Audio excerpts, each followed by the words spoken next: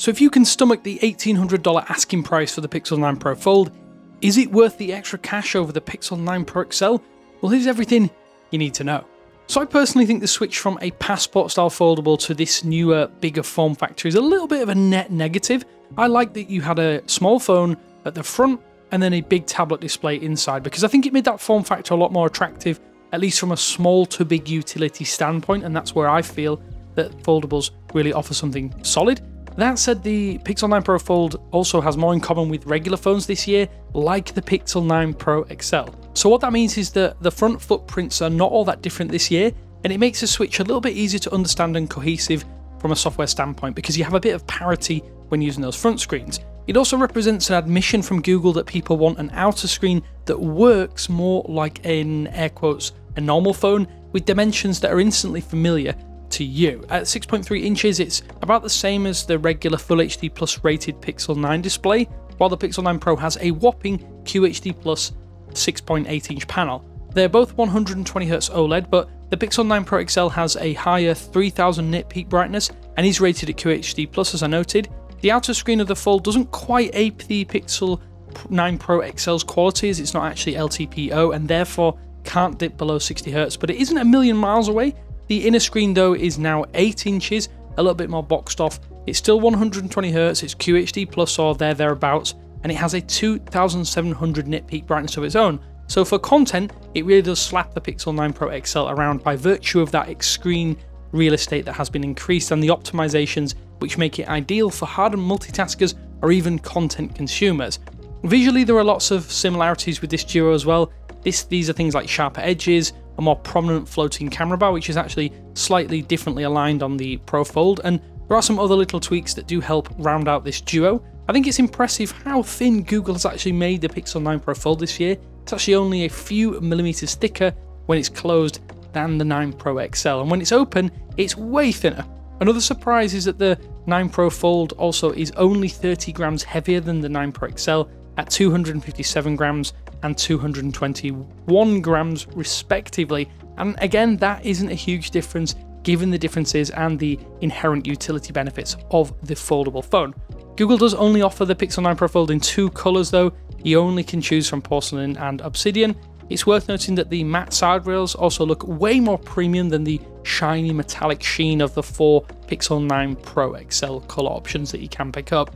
However, due to the folding design, the Pixel 9 Pro Fold also lacks some of the Pro XL's durability and enhanced stability, and it does have a lower IP rating.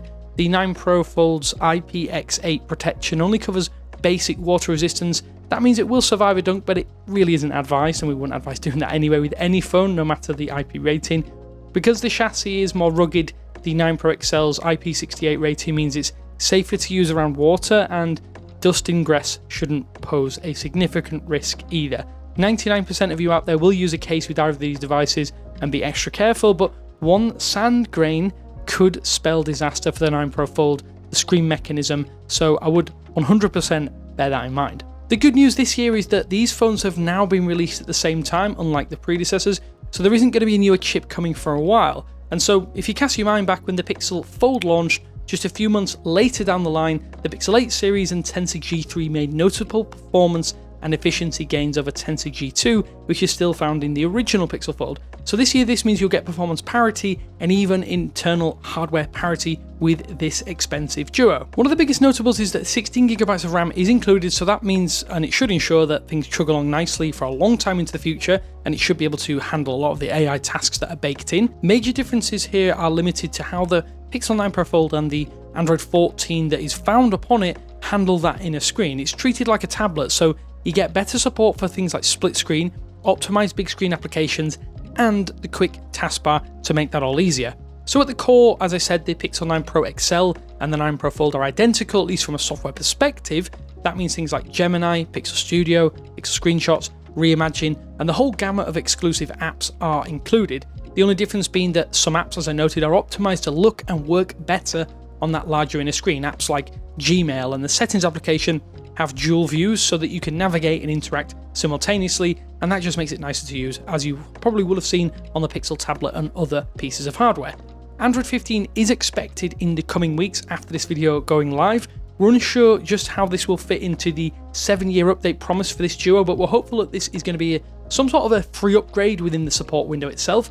If you're one of the few people who will be using their phone for upwards of 4 years, you will be supported until August 2031, and that is a long time in smartphone terms, and we're intrigued just to see how this pans out and if these devices will get exclusive features based on their inherent hardware differences. As for now, things are fairly similar, but the Fold does have an edge, at least because it has that inner screen and therefore some tablet functionality baked in. In our testing as well, the Pixel 9 Pro XL's larger 5060 mAh battery does typically outlast its foldable counterpart, especially when subjected to heavy usage. However, the 9 Pro Fold is equipped with a 4650 mAh battery, and it still delivers solid battery performance, easily lasting through a full day of mixed and even in some cases heavy usage. Here's where things get a little bit interesting though. The Pixel 9 Pro Fold might be the most expensive, but it lacks the improved fast charging that you will get on the 9 Pro XL. In fact, it's still capped at 21 watts. The wireless charging is confusing as it only supports 7.5 watt Qi wireless charging, and it technically doesn't work with the Pixel stand, the second generation Pixel stand, without some modifications to that stand or some way to prop it up so that the coils will align.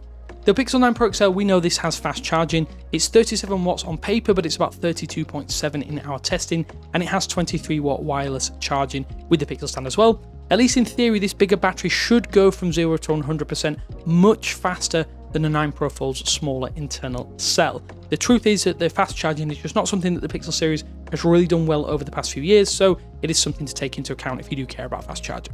For me though, the camera system is undoubtedly the biggest downgrade on the Pixel 9 Pro Fold. It just isn't going to hold a candle to the Pixel 9 Pro XL, for better or worse. There are many reasons for this, but they all mainly equate to the physical limitations placed upon this foldable design. So Google is working on an ultra slim form factor, so that means there's really no room for a big camera sensor and system itself unless designs facilitate a huge protruding camera bump, and that basically defeats the purpose of the foldable design, at least in my opinion. So with that in mind, if you want the best for stills and the best for video capabilities, it's basically the Pixel 9 Pro XL or bust. However, it's worth noting the Pixel 9 Pro Fold isn't really a major step down, or at least as much of a major step down as you might have expected. The main sensor is still rated at 48 megapixels compared to the 50 megapixel main sensor on the 9 Pro XL. You still get a 10.8 megapixel 5x optical zoom lens, and the ultra-wide offers 10.5 megapixel stills. So by virtue of that telephoto, I'd say this is probably the second best rear camera system on the Pixel 9 series this year, with a few caveats. You do miss out on a few things though, so there is no 8K video with the help of Video Boost, and Super Res Zoom video at 20x isn't supported here.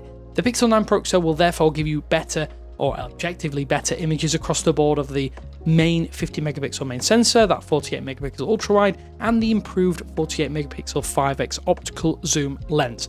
This system just provides a little extra flexibility and quality for all kinds of photos and videos that you might take on a smartphone. When we start to look at the selfie cameras as well, the Pixel 9 Pro XL gets the nod over the 9 Pro Fold with its dual 10 megapixel selfie cameras, because this is the best selfie shooter on a Google device today. The 42 megapixel selfie camera system offers more detail, it offers more quality, and video frame rates to boot by virtue of its bigger sensor packed underneath the screen.